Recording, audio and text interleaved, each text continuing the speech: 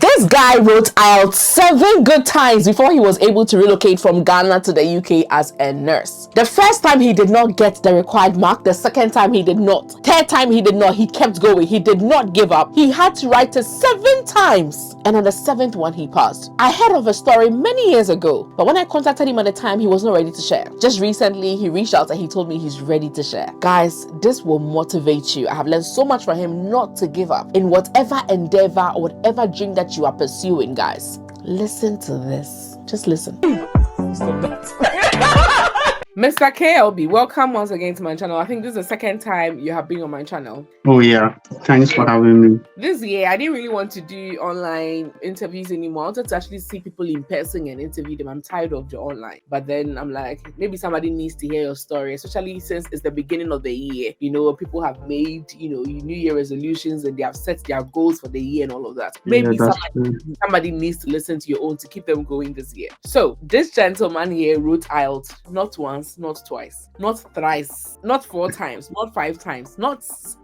Is it 7? Yeah, 7 times. The hell? Yeah, I recently wrote another one for the 8th time when I was doing my USA process.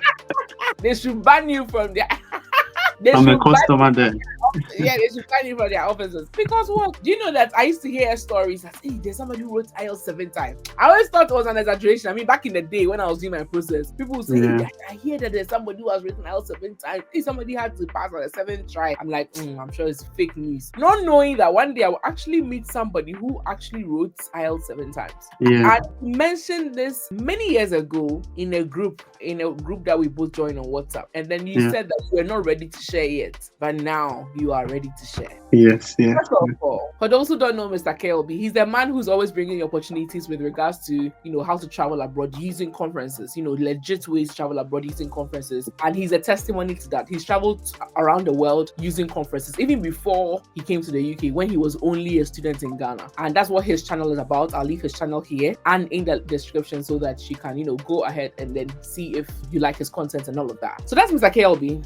I know you work in a nursing home. I know you're in the UK somewhere in England. I know you have a beautiful wife. I know. But when exactly did you come to the UK and how long have you been in the UK? Well, I've been in UK since October 2020. So roughly 4 years and maybe 3 to 4 months. Yeah. All right. And why did you have to write IELTS 7 times? Just explain what happened the first time. So the first time I went with my brother, my brother Bernard. Yeah. So we prepared for the exam. Bernard, your classmate, you've even interviewed him on this channel before.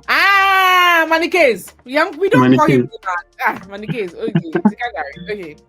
Yeah. My brother Manikes and I in 2018 decided that in 2019 we are going to UK by hook or crook and we are going to take the IELTS exam, the CBT, and come to UK to prepare for the OSCE. So we learned on our own. We did a lot of online tuition ourselves. We were using mostly YouTube videos to help us in the tuition. And we sat for the exam on the first day, I think 5th January 2019. I remember this very day. And the results came after a week. We were very close. I got 6.5 in writing and I got 6.5 in reading, but the other areas I got 7 and 7.5. So it was only the reading that I got 6.5, and my brother's results were quite similar, but in his case he got reading 7 and he had to go for remarking in writing because he had 6 and he didn't get the writing, so I couldn't go for remarking, so we decided to write again. And on our next sitting he passed, and same result for me. I got 6.5 in reading and I got 7 in writing. So that's what happened, and since then it has been a battle between getting 6 in writing, getting 7 in reading, and I'll get 7 in writing and again I'll fail in reading. So it was just back and forth between reading and writing, and I was reluctant to go for remarking. Why? I think partly because my brother's remarking got refused. He didn't get the required mark when he went for the remarking. He did,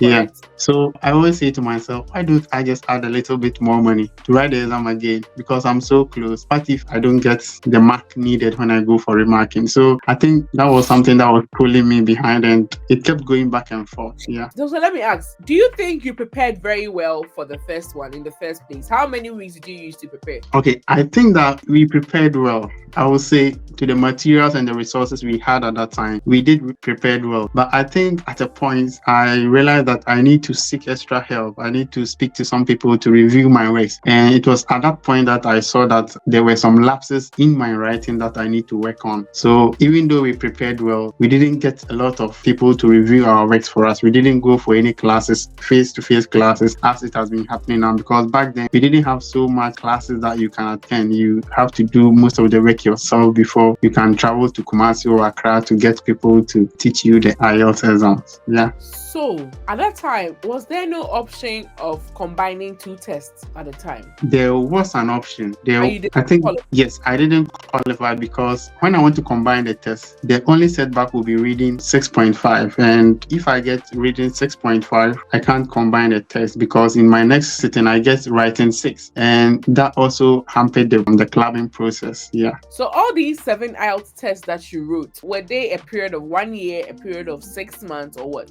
So I think the first 4 months were consistent. Yeah, I wrote on January.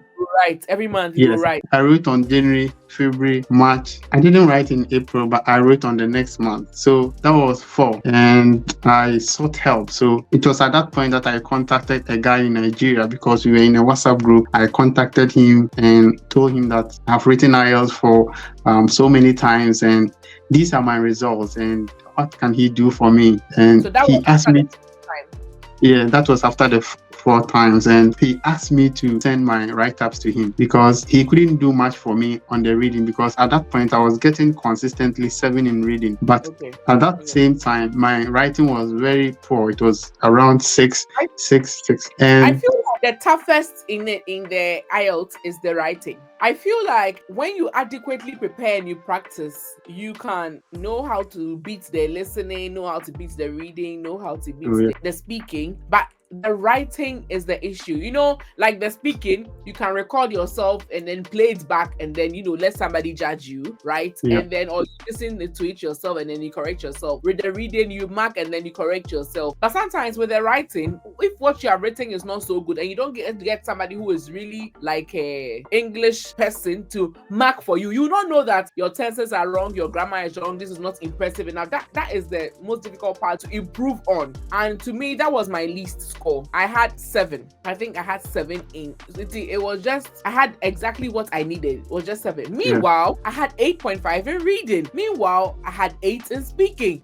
But overall, I had a bounce score of 8. But I feel like it would have just been a tiny thing, and then the writing, I could have gotten 6.5, and then at that time, you not even qualify. You understand? So I understand where you are coming from. But at that time, you had only graduated from school, right? No, I graduated in 2011. Yeah. So I've worked for more than. Hey, you know, because you said Manikes is your brother, I thought that. Yeah, he's my younger brother. My younger brother. Yeah. Are you like biological or? Yeah, biological. Are you sure? Yeah. One mother, one father? Yeah. At this point, your younger brother, who's only just completed school, has gotten the required mark, and you, the elder brother, who is a nurse, who has experience, you, right? Yeah. How did that make you feel? I think that always someone who is always looking after my brother. I seek them through school. I have 2 other brothers who are nurses, and we are all here. We are all now nurses practicing. So I saw them in school. I paid for their fees. I helped them. I assist them. So seeing them doing better than me was a plus for me because I know people who have been up there and they see their younger brothers and they always worry about them not climbing up the ladder they have to be. So I was happy that he has taken the lead because I know that I will definitely overcome all of these. So if he goes before me, I think that was a plus for me and it kept me going as well. Yeah. Wow. So all 7 tests were written in a span of, let's say, 1 year, would you say? Yeah. So I passed on my 1-year anniversary of my first exam. So I started in January 2019 and I passed in January 2020.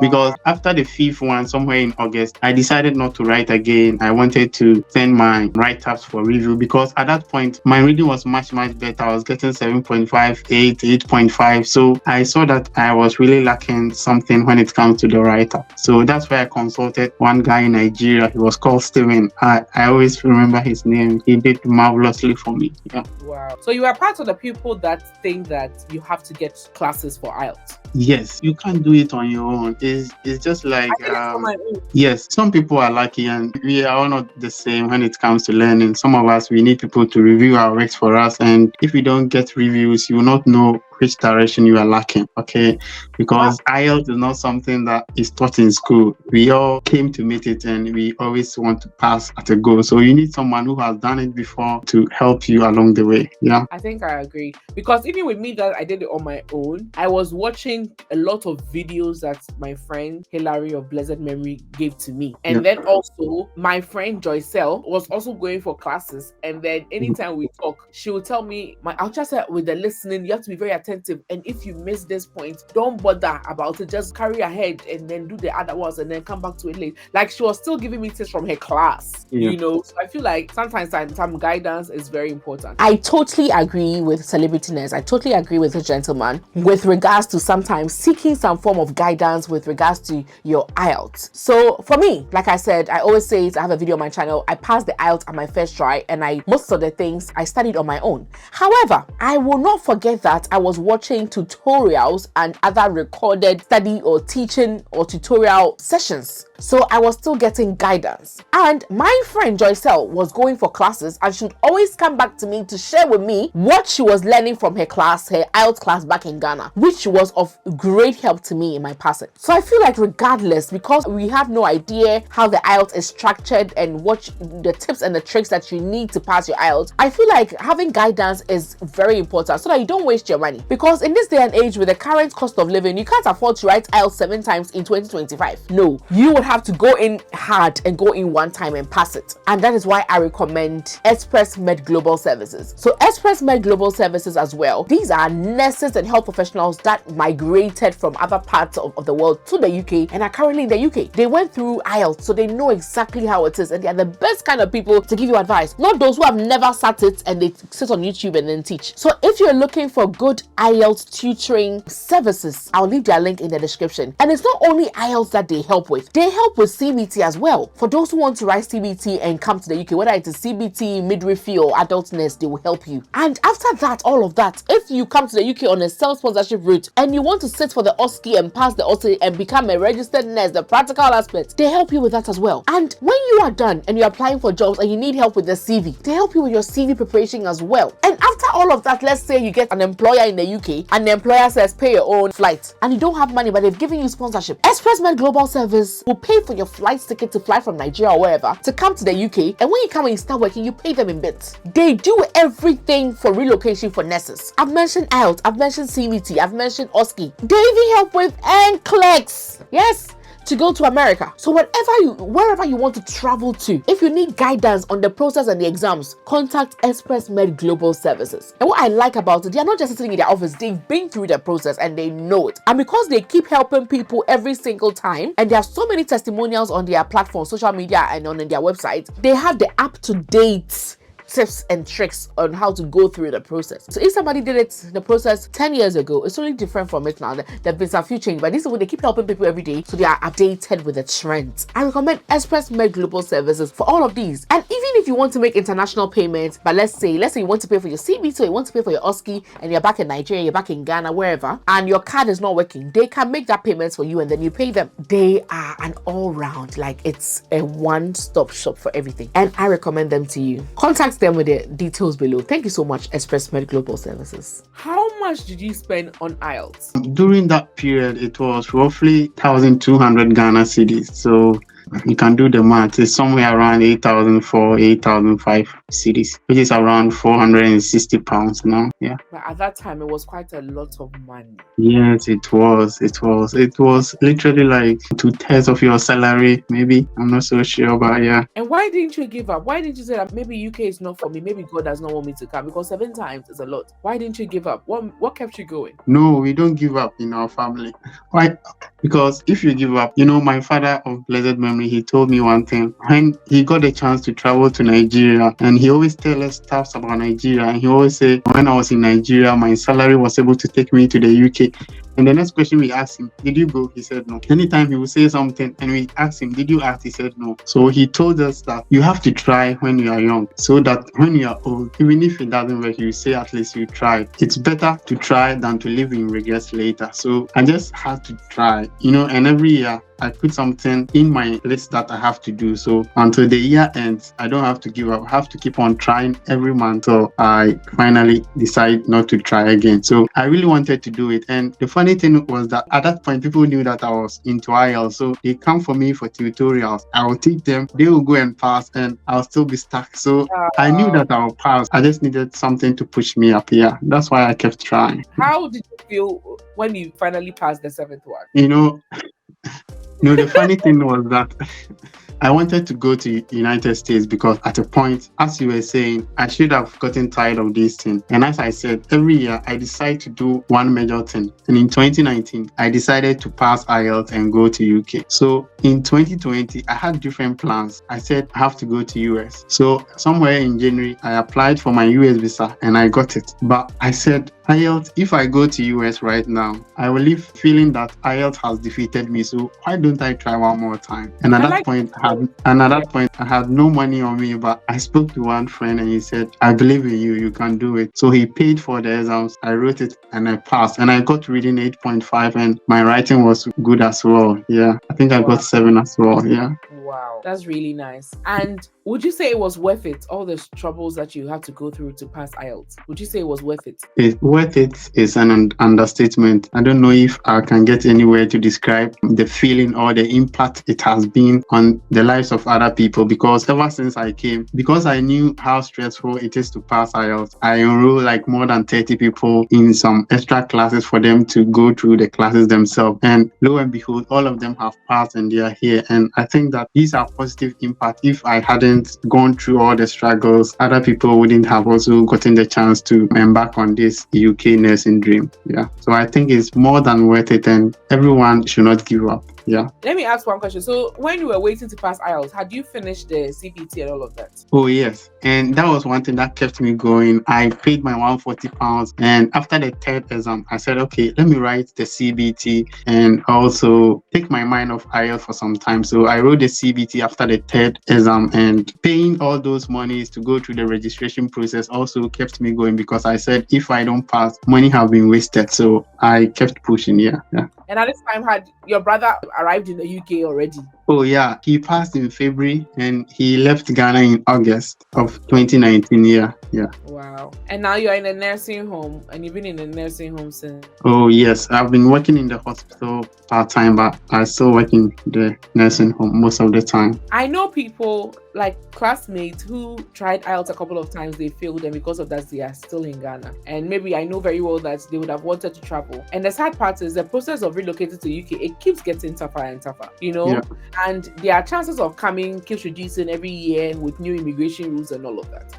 What advice would you give to anybody struggling with IELTS or with CBT or with NCLEX? What advice would you give to somebody like that, and your final words? I think that everyone should not give up on their dreams. I know people who have written IELTS once, twice, and they've given up. Those people, I don't actually know what they want to achieve or why they even embarked on the journey in the first place. It's not because I passed the 7th time, so I have suddenly become a motivational speaker. No, I just want to say that if you really want to practice as a nurse in UK, there is nothing that should come between you and what you have to do. If you want to practice in US, go for it. But we know that getting jobs in UK now has become very difficult. But you also have to put yourself in a very good position to get more opportunities, and having IELTS or getting your English proficiency is a plus for you, because right now, if I have IELTS and I'm in Ghana, and I have a colleague who has no IELTS and is in Ghana, and there is a genuine opportunity that has popped up suddenly, the one with IELTS has a very good chance, because at least he can prove to the employer and during immigration application that he has the English requirements. And I think that people should not give up on this nursing dream outside of their country. They should push for it. And if UK is not recruiting, US is still there, and you can go through that process as well, even though it takes a long time. But who knows? We even wait 4 years to kick out a poor government. So why can't you wait for 4 years for your dream to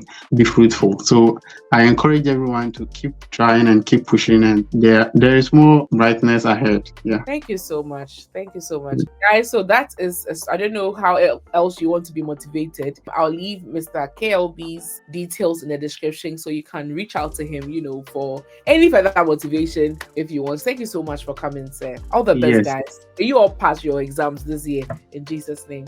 And the first Amen. child, whatever. Amen. Amen. Amen.